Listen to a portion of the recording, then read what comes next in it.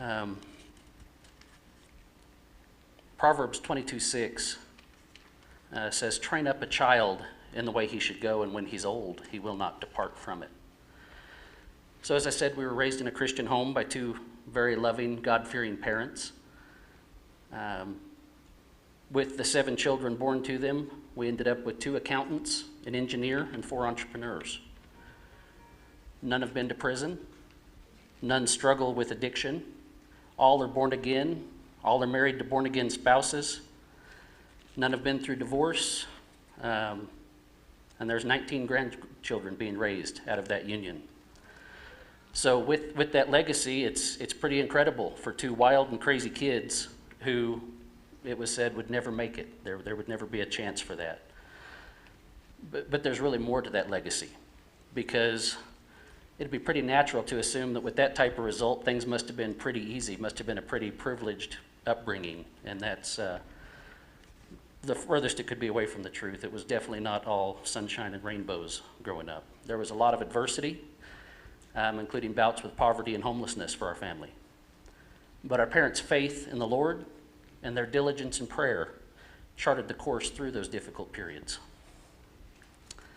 So let's go back a little bit to about early 1970. We had 2 high school sweethearts that were 16 years old that decided, hey, we're going to get married. They brought the idea to their parents, and of course they quickly shot the idea down because, hey, you're just kids, you haven't even finished high school yet. But not to be deterred, as wild and crazy kids will do, they decided they had a little bit of a plan.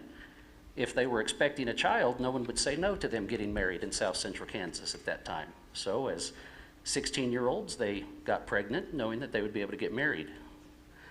Dad's only request as a multi-sport athlete was we have the wedding after football season's over for his senior year.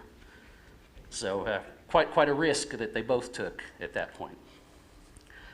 So right after Thanksgiving, and about a week after Dad turned 17, they were married. And of course, everyone said, hey, you're way too young, this is gonna fail, no chance. Last fall, they celebrated their 50th anniversary. So they both worked hard. Both of them finished high school on time. Life went on. Dad continued to work hard as the family started to grow, and they had planned to have 4 kids.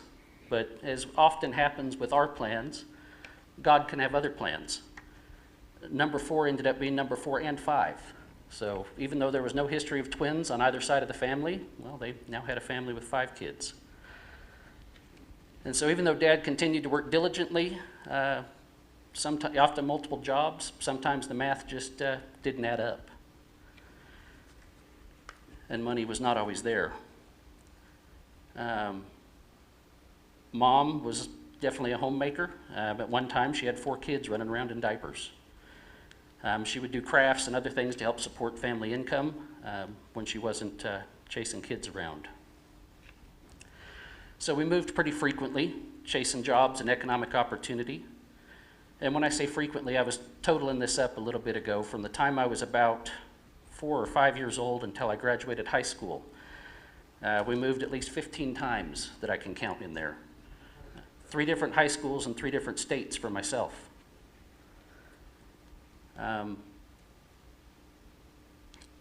But my parents did their best to live in areas that would give us good educational opportunities. They really liked Colorado and the public school system that was there, but the boom-bust nature of Colorado's economy, especially in the 80s, caught them on more than